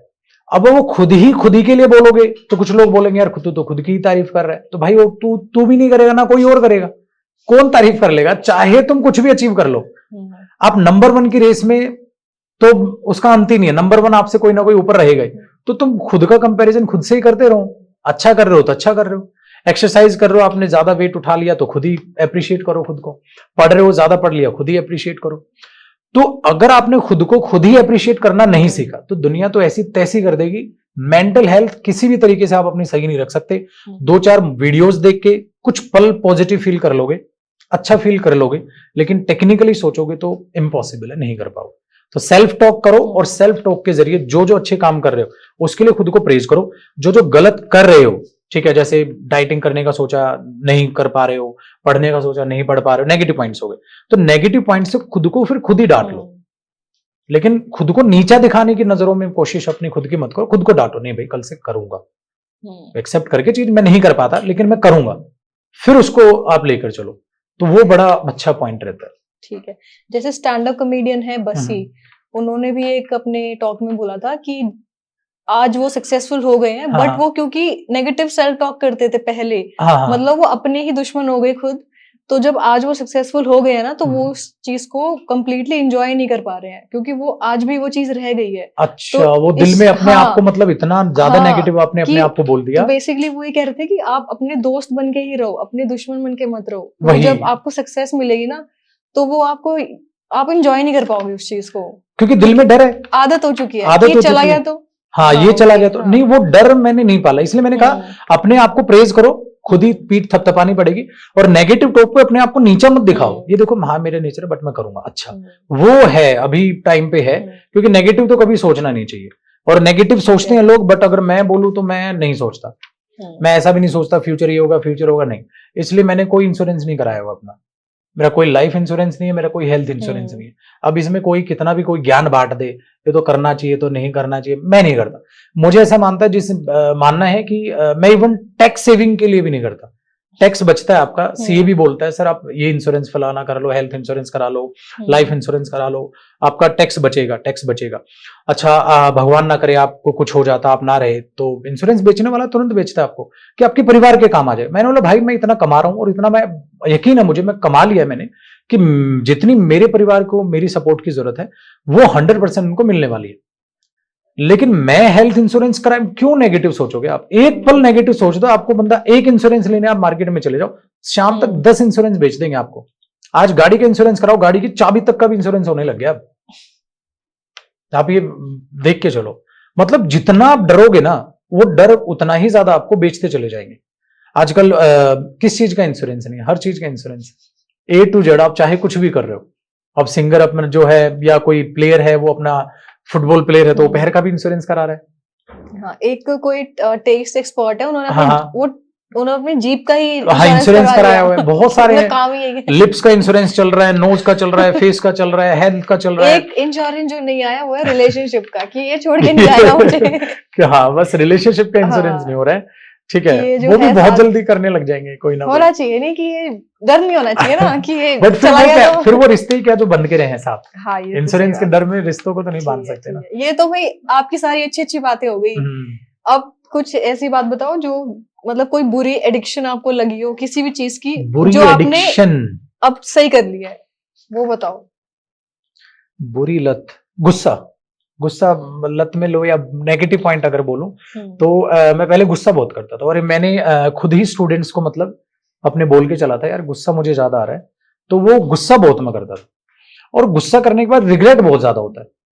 आप स्टूडेंट अगर कोई नॉर्मल डाउट भी पूछ रहा है, तो एक तो होता है नॉर्मल गुस्सा, एक होता है डेली कुत्ते की तरह भो भो भो भो भो भो, सामने वाला नॉर्मल स्टूडेंट क्वेश्चन पूछ रहा है और मैं खाम ही भो भो भो भो भो, ये नहीं हो रहा तेरे से, ये नहीं हो रहा, ये नहीं कर रहा, ये नहीं कर रहा है, तो ऑफलाइन में वो बड़ा होने लग गया था, तो वो मेरा नेगेटिव पॉइंट था। या कई बार मम्मी से गुस्से में बात कर ली, और कभी भी चेक करना सबके साथ हुआ होगा, जब आप माँ से गुस्से में बात करते हो ना, और वो गुस्से में बात करने के बाद वो जो शाम को गुस्सा शांत हो रहा है, जो वो रिग्रेट है ना, वो भाई साहब पूरा का पूरा बैंड बजा देता है इंसान का, कि यार घर वालों से मैंने बुरे से बात कर ली, वो रिग्रेट फिर बहुत बुरा होता है, बहुत आपने मतलब आपने कितने ही गुस्से से मम्मी से बात करी हो, बट शाम को मम्मी पूछती है खाना है नहीं है, या आपका खुद गुस्सा शांत हो रहा है, दिल पे फिर बुरा लगता है कि मम्मी तो खाना पूछ रही है और मैंने कैसे बात करी। वो वैसे ही है, क्योंकि मम्मी के रिएक्शन में कोई बदलाव नहीं है, वो 2 पल में फिर से वही पानी है, तो वो चीज उस पे तो अनकंडीशनल लव है मतलब। हाँ, वो हुआ तो गुस्सा बहुत आता था, फिर मैं मम्मी को बोला गुस्सा बहुत आता है, तो पता नहीं उन्होंने एक अंगूठी दी थी, मैं पहनता था पहले,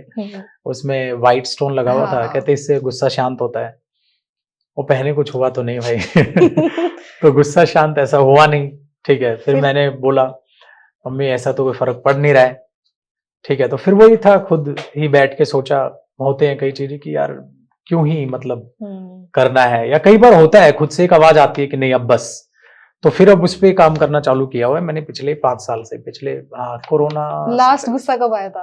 लास्ट गुस्सा कब आया था नहीं, अब याद भी नहीं है, सच में याद नहीं लास्ट गुस्सा कब आया था, क्योंकि मतलब यहाँ पे एक इम्पोर्टेंट चीज है कि आप सीख सकते हो, मतलब ये भी एक स्किल है। लोग बोलते हैं ना मुझे तो गुस्सा आता है, हाँ, बट वो गुस्सा करते हैं, वो करते हैं हाँ, फिर, बट मानना पड़ेगा ना, अपनी गलती को गलती मानना पड़ेगा। मैंने बोला अपनी गलतियों से अपने आप को नीचा मत दिखाओ, लेकिन ये तो मानो यार गुस्सा आना चाहिए। अच्छा, गुस्सा और एग्रेशन में भी तो फर्क है, इसलिए मैं बोला मैं कुत्ते की तरह भो भो कर रहा हूं, वो अग्रेशन तो आनी चाहिए। अगर आप अग्रेसिव नहीं होंगे तो आप अच्छा भी नहीं करेंगे। अब विराट कोहली को देख लो, विराट कोहली अगर अग्रेशन ना आए ही नहीं, वो जो बाकी 10 प्लेयर धूप में खड़े हैं भाई ऐसी तैसी हो जाए, आप कभी जिसने क्रिकेट नहीं खेला वो समझेगा नहीं उस एग्रेशन को। अब बॉलर ने विकेट ली और वो विकेट लेके कह रहा है ओके, ऐसा तो वो विकेट ही कैसे लेगा भाई, बॉल फेंकनी है जान लगा के तो फेंकी जाएगी, तो प्राउड तो फील करना ही पड़ेगा, और वो प्राउड फील करने का वो तरीका है। इसलिए बंदा विराट कोहली जब ग्राउंड में खड़ा होता है, जो वहां जनता, क्योंकि मैच सामने से बैठ के हमने देखा है, तो उस चीज को हम फील कर रहे होते हैं। अगर वो बंदा ऐसे ही नहीं करेगा, 10 बंदे वहीं के वहीं जम जाएंगे। आप धूप में कैसे फील्डिंग कर लोगे? अग्रेशन ही नहीं, टेस्ट मैच सपोज चल रहा है तो उसमें ऐसा ना हो। तो अग्रेशन होनी चाहिए, लेकिन वो थोड़ा सा डिफरेंस बनाए रखो, क्योंकि माइंड देखो, अब मैं बोला ना, खुद पे प्राउड करो और ईगो, दोनों में बड़ा फर्क है, तो फर्क बनाए रखना है। अग्रेशन होनी चाहिए, वो तो होनी चाहिए, वरना तो फिर कुछ होगा नहीं। लेकिन गुस्सा नहीं, कुत्ते की तरह भो भो भो नहीं करना है। ये तो बातें हो गई आपकी पूरी लाइफ की। अब कुछ क्वेश्चंस मैं पूछूंगी। तो सबसे पहला क्वेश्चन ये है कि अगर आपको एसएससी कमीशन में हेड बना दिया जाए एक दिन के लिए, एसएससी कमीशन में हेड बना दिया हाँ, जाए तो आप क्या चेंज लेके आओगे? भाई चेंज मुझे ऐसा लगता है, बस सारे के सारे पेपर की एक डेट फिक्स हो जाए कि भाई इस डेट पे आपके, ठीक है, हर सेशन के एग्जाम्स होने हैं। बस वो बच्चे को सबसे राहत का ये, भले ही वैकेंसी आपको थोड़ी कम देनी है, कम चलेंगी, बट डेट फिक्स होनी चाहिए कि इस, चलो थोड़ी बहुत आगे पीछे हो जाए, बट मैक्सिमम हो रहा है कि इस महीने में एग्जाम होता है, तो बच्चा उस हिसाब से तैयारी तो स्टार्ट कर पाए। और जितने स्टूडेंट्स की ये नेगेटिव पॉइंट्स बच्चों के दिमाग में आ रहे हैं, घबरा रहे हैं वो, ठीक है, या लोनली फील कर रहे हैं, या डिप्रेशन में जा रहे हैं, कोई भी नेगेटिव विचार क्यों आएगा उनके दिमाग में? भगवान ना करे कोई बच्चा फेल भी हुआ है, वो फेल होने का लिख के ले लो, दुख भी नहीं मनाएगा, शाम तक दोबारा पढ़ने बैठ जाएगा, उसको पता है इतने महीने बाद फिर पेपर आ रहा है। तो वो डेट फिक्स कर दो पाजी, और कुछ नहीं है, बाकी सब थोड़ी बहुत गलतियां निप जाएंगी, चल जाएंगी, लेकिन डेट फिक्स कर दो भाई। ठीक है। तो अगर आपको एक दिन के लिए राकेश सर बना दिए, एक दिन के लिए राकेश सर बना दे, हाँ, अगर हाँ। आपको एक दिन के लिए राकेश सर बना दे, तो आप क्या करोगे सबसे पहले? राकेश सर बना दे तो क्या करेंगे? इंटरेस्टिंग क्वेश्चन है। मैं मैथ्स का मैराथन लूंगा, पूरी रात पढ़ाऊंगा मैथ्स, क्योंकि उस दिन मुझे मैथ्स पढ़ाना बड़ा अच्छा लगेगा, और सर का मैथ्स पढ़ाने का लहजा मुझे बड़ा गजब का लगता है। तो मैं उनकी टोन में बात करना जरूर चाहूंगा, जिस लहजे से, जितने आरामदायक तरीके से, ठहराव से वो पढ़ाते हैं ना, वो ठहराव मैंने अब किसी भी टीचर में ना, खुद में मैंने नहीं देखा है। तो उनकी आवाज का और उनके ठहराव का, राकेश सर का, मैं बहुत बड़ा फैन हूं। तो उस पूरी रात पढ़ाऊंगा, मतलब मैं पूरा वो दिन ना पढ़ाने में बिताना चाहूंगा, कि कहीं ना कहीं बेयर या सहन सिर्फ आपको करना पड़ेगा। आपकी लड़ाई आपको ही लड़नी पड़ेगी। सपोर्टिंग रोल हो सकते हैं, कोई हीरो रियल लाइफ में, वाकई में अपना हीरो आपको खुद बनना पड़ेगा। कोई नहीं आने वाला बचाने, ना कोई चाहकर भी बचा सकता है। सिंपल सी बात है, कोई भी मां अपने किसी भी जवान बेटे को मरने ही ना दे अगर उसके हाथ में वो चीज हो। तो सिंपल है, वो चीज कहीं ना कहीं आप पर अटैक करेगी। माँ बाप पूरे दिलो जान से आपकी मदद करना चाहेंगे, लेकिन वो खुद भी नहीं कर पाएंगे, ना आप माँ बाप की कर पाओगे। तो बढ़िया है ना, फायदे में कि आप स्वस्थ रहने की कोशिश करें, अच्छे से अच्छे सफलता को जितनी जल्दी हो सके कमाएं, कमाना चालू करें, सेफ्टी आए, जिससे परिवार में भी, आप में भी। सिंपल सी चीज है। तो हीरो से याद आता है कि बॉलीवुड में आने का कोई प्लान है आपका? मतलब ऐसा कोई शौक है मन में कि बॉलीवुड में आने का प्लान या कोई ऐसे मन में चाहा?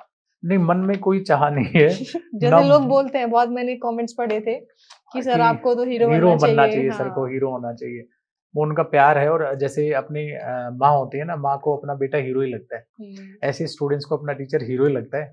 लेकिन अगर मैंने किया था, हालांकि दोस्तों की बातों में आके, कॉलेज टाइम में मॉडलिंग स्टार्ट की थी। मैंने मॉडलिंग की थी, बट मेरे दोस्त बहुत ज्यादा स्ट्रगल है, ठीक है, और वो उतना ज्यादा स्ट्रगल अब होगा नहीं। तो मूवीज में तो नहीं जाना, क्योंकि अभी करण जौहर से आपको कोई एक वो आए कि मेरी मूवी में आपको आना है, करण जौहर से ऑफर आ जाए कि मेरी मूवी में आपको आना है, मैं तुरंत बैग पैक करके निकल लूंगा, ठीक है भाई। मतलब बिना स्ट्रगल रोल मिल रहा है कहीं, है नहीं, ऐसा है। और वैसा कुछ है तो तुरंत बैग निकाल के निकल लूंगा, कोई टेंशन वाली बात नहीं है। ठीक है। कोई एक ऐसी मूवी हो जिसने आपको मोटिवेट किया हो? मूवी मैंने हाल ही में अभी 2 या 3 महीने पहले ही देखी होगी, a man cold auto, OTTO। Hollywood movie है और बहुत ही अच्छा एक्सेंट यूज किया गया है, समझ आएगी आपको। तो सब देखिएगा, प्लीज देखिएगा, और कोशिश कीजिएगा जिसको भी जो है कि हिंदी डब्ड ना देखे, इसको इंग्लिश में ही देखें। और बहुत बहुत बहुत मेरी लाइफ की गजब मूवी वो रही है। अगर आपको इमोशनल है अगर थोड़ी बहुत भी, ठीक है, तो बहुत गजब लगेगी आपको ये मूवी। और 100% देखोगे, जो मुझे थैंक यू 100% बोलोगे अगर वो आप वो देखोगे। तो अ मैन कोल्ड OTTO बहुत ठीक है। गजब मूवी। ठीक है, जैसे इंटरव्यू के स्टार्टिंग में आपने बोला था, हमने शादी का क्वेश्चन पूछा था हम्म, आपसे और आपने कहा था कि सही टाइम पे हो जाती है। हाँ हाँ। तो आपके हिसाब से एक आइडियल वाइफ की कुछ डेफिनेशन बताओ, मतलब आपके हिसाब से कि वाइफ, ऐसी होनी चाहिए। अच्छा वाइफ कैसी हाँ, होनी चाहिए? हाँ। मुझे ऐसा लगता है कि वाइफ तो देखो दो बातें हैं, एक तो कहना बड़ा आसान होता है, करना बहुत मुश्किल होता है। हुँ, तो लोगों की एक मेंटेलिटी है कि शादी के बाद लाइफ बदल जाती है। हुँ, अगर वो लाइफ बदल रही है ना बॉस, तो मैं ऐसा मानता हूं कि फिर वो बदलनी पॉजिटिव वे में चाहिए। आप और ज्यादा खुश रहना स्टार्ट कर दो, हुँ, सिंपल सी बात है ना, एक से भले दो। तो हुँ, फिर वही होना चाहिए, आपका परिवार था, एक और आपके परिवार में पार्टनर ऐड हो रहा है, तो वो खुशियां बढ़नी चाहिए। अगर वो बढ़ नहीं रही, लेकिन लोग कहते हैं यार जिम्मेवारियां बढ़ जाती हैं, ठीक है शादी के बाद जिम्मेवारी हुँ। आएगी, शादी के बाद, तो भाई साहब फिर तो क्या ही मतलब, शादी का मायने फिर कुछ रहा ही नहीं ना। तो ये लेकिन हुँ, कहना बड़ा आसान है और करना बड़ा मुश्किल है। लेकिन मुझे ऐसा लगता है अगर आपने ठान लिया तो वाकई में आप उस चीज को कर सकते हैं। तो हुँ, लाइफ पार्टनर ऐसा ढूंढिए जो वाकई में आपकी लाइफ का एक आके पार्टनर बने हुँ, और लाइफ और बेहतर और अच्छी हो जाए। ऐसे मेरे बहुत से फ्रेंड्स हैं जिनकी शादी हुई है और भगवान की दया से बहुत गजब वो अच्छे तरीके से रहते हैं। दोनों को देखकर लगता ही नहीं, ठीक है, कि इनकी शादी को इतने साल हो गए या बहुत अच्छे तरीके से वो रह रहे हैं, फ्रेंड के फ्रेंड सर्कल भी हैं। तो बहुत अच्छे पॉजिटिव उनका जो है माहौल है। तो कोशिश कीजिए जो आपका लाइफ पार्टनर हो, ठीक है। अगर आपकी लव मैरिज है तो कोई टेंशन वाली बात ही नहीं, आप पहले से जानते हैं उसे, कोई टेंशन की बात नहीं है। पहले ही आपने लड़ लिए, झगड़ लिए, सब है, ठीक है। लड़ाई तो होगी, लेकिन वो लड़ाई फिर ऐसी होनी चाहिए ना कि आपस में वाकई में आप लड़ रहे हो, ठीक है, लड़ रहे हो और फिर आधे घंटे बाद पूछ रहे हो बताओ भाई अब क्या खाना है, क्या है, तो वो चीज़ होनी हुँ, चाहिए। तो अगर अरेंज मैरिज है तो जितनी जल्दी हो सके एक दूसरे को जान लीजिए, क्योंकि अगर जीने जाओगे तो लाइफ बहुत छोटी है। तो जितनी जल्दी अपने एक दूसरे को जानोगे, खुश रहना स्टार्ट कर दोगे आप। और ठीक है, उम्र अब हमारे टाइम की तो उम्र मेरे हिसाब से 60-70 साल आ चुकी है भाई, अब तो 100 साल तो जीना नहीं है। हुँ। अगर आप 30-35 में भी शादी कर रहे हो तो कितनी साल बची है? तो सिंपल है, तो लव मैरिज है तो बिंदास, आपको फिर पता ही नहीं चलना चाहिए मैरिज हो गई। तो लव मैरिज अगर आपकी, अरेंज मैरिज है तो जितनी जल्दी हो सके एक दूसरे को जाने, अच्छे से रहना स्टार्ट करें। जीने के लिए लाइफ बहुत छोटी है, सिंपल सी बात है। तो कैटेगरी ना लेके जाएं कि ओके। वाइफ ऐसी होनी चाहिए, वाइफ ऐसी होनी चाहिए। हुँ, सामान खरीदने नहीं जा रहे हो, ठीक है, एक लाइफ पार्टनर ढूंढने जा रहे हो, ठीक है। तो वो अपने मन में ऐसा कुछ भी ना लेकर चले और घुनने बनने की कोशिश ना करें। जो दिल में है वो जबान पे लाएं। और अगर सामने वाला ऐसा है नहीं तो उसको थोड़ा सा बनाने की कोशिश करें कि जो भी है, फिर लड़ाई अपने आप कम होनी स्टार्ट हो जाएगी। लेकिन लिस्ट ना लेके जाएं, ऐसी वाइफ होनी चाहिए, वो बड़ा लिस्ट ना, खतरनाक है। टू डू लिस्ट ना बनाएँ। हाँ, टू डू वो वाली लिस्ट तो गलत है ना, आप सामान थोड़ा ना खरीद रहे हो, ये होना चाहिए, ये होना चाहिए, ये होना चाहिए, ठीक है। और जब भी अपने लिए वाइफ ढूंढने जाएं, एक बार अपनी शक्ल भी आईने में देख लें। आजकल का बड़ा गंदा माहौल है, अपनी औकात नहीं देख रहे हो आप क्या हो, सामने वाले की डिमांड आपकी ये चल रही है, मुझे ऐसी वाइफ चाहिए, मुझे भाई एक बार होता नहीं है, दोस्त सच बोल देते हुँ, हैं कि एक बार साले अपना चेहरा भी आईने में देख ले, उसके बाद आगे देखने चले जा क्या है क्या नहीं। तो अपना चेहरा भी देख के रखें आईने में, फिर आप अपने आप से समझ पाएंगे।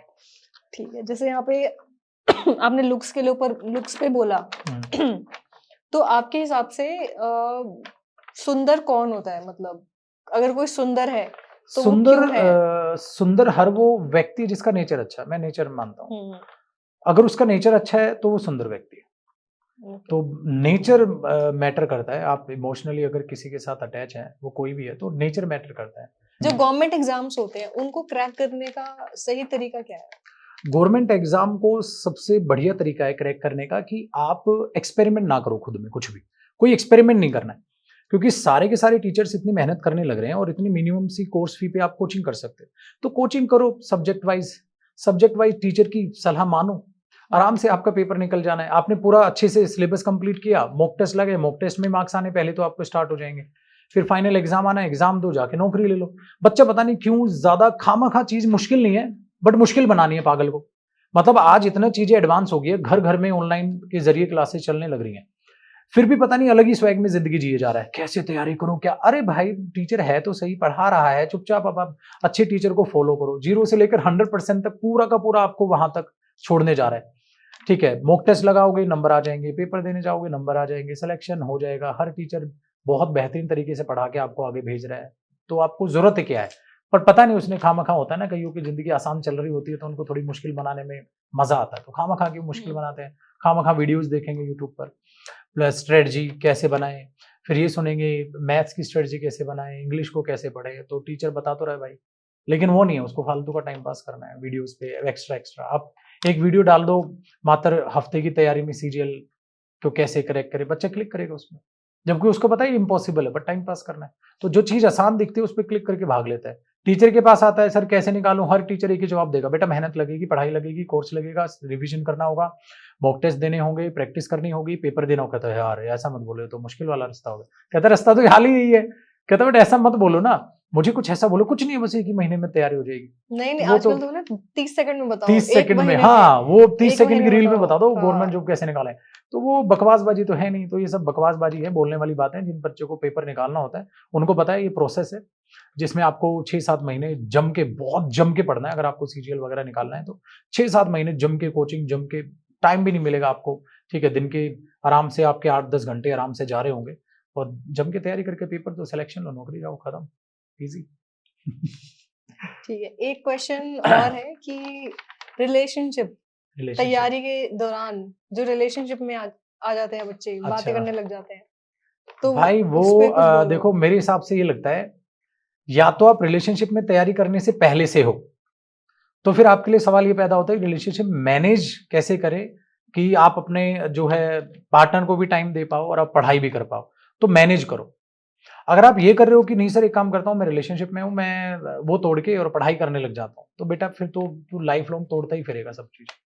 फिर आगे कुछ और प्रॉब्लम आएगी, उससे छुटकारा पाके और कुछ और कर लेगा, तो वो तो इंसानियत है नहीं, वो तो फिर कुत्तापना है, जो कि बहुत नेगेटिव चीज। तो वो तो आप उस चीज को मैनेज करो, तो सामने वाला पार्टनर ऑटोमेटिकली आपकी बात को समझेगा। आप बोलोगे मैं तैयारी कर रहा हूँ, और ऑब्वियसली बात है वो भी तो कर ही रहा होगा या कर रही होगी, कोई दोनों ही स्ट्रगल फेज में होंगे, तो दोनों जम के तैयारी करो, अपना नौकरी लो, अपना सुखी जीवन व्यतीत करो। दूसरी फेज आता है कि अभी रिलेशन में आप हो नहीं और तैयारी कर रहे हो, तो तैयारी करते करते रिलेशन में कैसे आ जाएंगे, वो चीज तो फिर मुझे हजम नहीं होती है। तो वो बचो भाई, तैयारी करते करते अगर आप किसी रिलेशनशिप में नहीं है तो प्लीज मत रहो, अपने घर के हालातों को समझो और अपना, क्योंकि एक नेचुरल प्रोसेस है और इसमें डींगे हाँकने वाली कोई बात है नहीं, तो वो नेचुरल प्रोसेस है। अगर पहले से आप रिलेशनशिप में, अगर नहीं हो तो प्लीज प्लीज प्लीज बिल्कुल मत आओ, ठीक है, क्योंकि जब पहला इनिशियल फेज होता है ना रिलेशनशिप का, तो आदमी ज्यादा टाइम देता है उस चीज को, फिर आप पढ़ाई पे ध्यान नहीं दे पाओगे, ये फैक्ट है। तो अपना पढ़ाई करो, नौकरी ले लो भाई साहब, ठीक है, वही ज्यादा बेहतर और सेफ तरीका है मिडिल क्लास फैमिली बच्चे के लिए। जी मैं कह सकता हूँ तो ठीक है। रिलेशनशिप का चोचला बिल्कुल ना पालें ठीक है। तैयारी करते हुए। ठीक है, एक लास्ट क्वेश्चन है कि आगे के फ्यूचर प्लान्स क्या हैं आपके, मतलब किस तरह से आप अपनी ग्रोथ देखते हो कि आगे 5 साल में ये करना है, 5 साल में ये 5 करना है, साल में ये करना है, ऐसा कुछ? नहीं मैं फ्यूचर प्लानिंग करके नहीं चलता कि 5 साल में ये करना है, 5, और ना भी ये करनी चाहिए। ये इंस्टाग्राम की रील्स में अच्छी लगती है, लोग बताते हैं, ठीक है, लेकिन ये फेज तब था जब 100 साल की उम्र होती थी, 16 साल तक जीना होता था। मुझे ऐसा लगता है इस फ्यूचर बचाने के चक्कर में और फ्यूचर कुछ ज्यादा ही सिक्योर करने के चक्कर में हम प्रेजेंट को जीना भूल जाते हैं, और मैं थोड़ा सा प्रेजेंट में जीने वाला बंदा हूँ, तो ज्यादा फ्यूचर नहीं सोचता, अपना काम ईमानदारी से करता हूँ। और मुझे ये पता है ईमानदार और मेहनती इंसान वो लाइफ में कभी भूखा नहीं मरेगा, वो कुछ भी कर लेगा। तो आप मेहनत करो, पढ़ाई करो, जैसे अभी आप देख रहे हो टेक्नोलॉजी इतनी आगे बढ़ रही है, तो आगे आके क्या होने वाला है, तो आज ही सोचने बैठ जाओ फिर, तो प्रभु आज करोगे क्या फिर, जो भी होगा सबके लिए होगा, बराबर होगा, तो अपने आप से हम उस चीजों को, एनवायरनमेंट को लेंगे और आगे बढ़ेंगे। अब इस बात का जीता जागता सबूत ये है, हम ऑफलाइन पढ़ाते थे भाई, कैमरे में तो हमने नहीं पढ़ाया, कैमरे में मैंने एक नाउन मैराथन ली थी बस कभी कोरोना से पहले। कोरोना आया, जब आया तो मैं इंतजार में बैठा था कि खुलेंगे तो तब कोचिंग चालू करेगी, बट नहीं खुले, तो भाई पहला ही बैच में लेके ऑनलाइन आ गया। अब जब वो ऑनलाइन में बैच लेके उतरा है तो किसी भी बच्चे को चैलेंज है, कभी ये फील ही नहीं हुआ कि ऑनलाइन सर पढ़ा रहे हैं, वैसे ही डाटा, वैसे ही पढ़ाया, उतने ही टाइम में अपना बैच खत्म किया, बच्चों की दुआएं मिली, सिलेक्शन माशाल्लाह पहले ही बैच से इतने ग्रैंड सिलेक्शन हुए, तो ढाल तो लिया मैंने अपने आप को। ऑफलाइन थे, ऑनलाइन आया, ऑनलाइन आया, अब ऑफलाइन ऑनलाइन दोनों चल रहे हैं, आगे कुछ और आएगा तो रेडी है। तो बस मैं यही मानता हूं, भगवान से एक ही प्रार्थना करते रहो कि भगवान इम्तिहान मत लेना मेरा, ठीक है, क्योंकि मैं उतना लायक नहीं हूं, कि आप मेरा इम्तिहान, अगर भगवान इम्तिहान लेने पे आ गए तो फिर तो खत्म है, फिर तो आप चैलेंज ही मत करो ना उस चीज को कि भगवान इम्तिहान मत लेना, अगर कभी भी कुछ होता है तो प्लीज मेरा साथ देना। हाँ, मेरी ईमानदारी में और मेरी मेहनत में कमी नहीं रहेगी, ना कभी है ना कभी होगी, तो फ्यूचर को ज्यादा सिक्योर मत करो वरना पागल हो जाओगे, प्रेजेंट नहीं जी पाओगे। ये तो इंस्टाग्राम रील्स पे अच्छा लगता है, फ्यूचर ये सिक्योर कर लो, अब इतना कमा लिया, क्योंकि वो नंबर 1 की रेस है, वो बहुत खतरनाक और घटिया है। आप कितना ही पैसा कमा लो उतना ही कम है, लेकिन आप जब तक अपनी हेल्थ पे खर्च नहीं करोगे, ठीक है, अपने ऊपर खर्च नहीं करोगे, तो आपको फायदे नहीं है उस पैसे का, तो उसकी मौज तो फिर कोई भी नहीं उड़ा पाएगा, आपके परिवार वाले भी नहीं, क्योंकि आपके परिवार वाले आपका चेहरा खिला हुआ हंसता हुआ देखना चाह रहे हैं। अगर आपका चेहरा ही खिला हुआ हंसता हुआ नहीं है तो आप उदास हैं, और आपके पैसे से कोई घूमने जाएगा क्या? कोई लेगा नहीं आपसे पैसे, वो से ये भी बोलेगा भाई तू भी चल ले मुझसे ले ले हाँ, पैसे। मुझसे, और तुम कह रहे हो नहीं नहीं नहीं मैं नहीं जा रहा, तुम लोग चले जाओ, कौन जाएगा यार ऐसे? तो वो है चीजें, तो ज्यादा फ्यूचर की सोचो, ठीक है, लेकिन इतना नहीं कि प्रेजेंट की ऐसी तैसी कर लो, तो फ्यूचर तक तो पहुंचोगे नहीं बंदे, पहले से तुम्हें, ठीक है। और ये चीजें हैं तो मत सुनो ज्यादातर, सोशल मीडिया पे जो दिखता है वो असलियत में होता नहीं है, थोड़ा अपने ऊपर काम करो, वो सब। Okay, thank you so much Jaideep sir for doing this podcast, और बहुत कुछ सीखने को मिला होगा आपको इस पॉडकास्ट से, और कमेंट्स में बताना कि कौन सी बात आपको अच्छी लगी जयदीप सर की, जो आपकी सक्सेस में हेल्प करेगी आपको। तो थैंक यू सो मच, और आप सभी का भी बहुत बहुत तहे दिल से शुक्रिया। और लास्ट में अंत में इतना ही कहूँगा, ठीक है, अपने आप को जानने की कोशिश कीजिए। हर इंसान की सोच अलग है, हर इंसान अपने लिए बेहतर से बेहतर ही सोचेगा। तो जो भी बातें मैंने बताई, उम्मीद करता हूँ वो आपको लाइफ में काम आएंगी, ठीक है, उनसे सीखने को आपको बहुत कुछ मिला होगा, और ये लाइफ का एक्सपीरियंस है मेरा, ठीक है। और खुश रहिए, पॉजिटिव रहिए, और प्लीज़ खुद को जानने की कोशिश कीजिए। जितना बेहतर आप अपने लिए खुद कर सकते हैं, कोई और नहीं कर सकता मेरे दोस्त। तो पॉजिटिविटी फैलाइए, स्माइल करते रहिए, इतना ही कहूँगा। थैंक यू सो मच, और फिजिकल प्लस मेंटल दोनों हेल्थ का ध्यान रखें।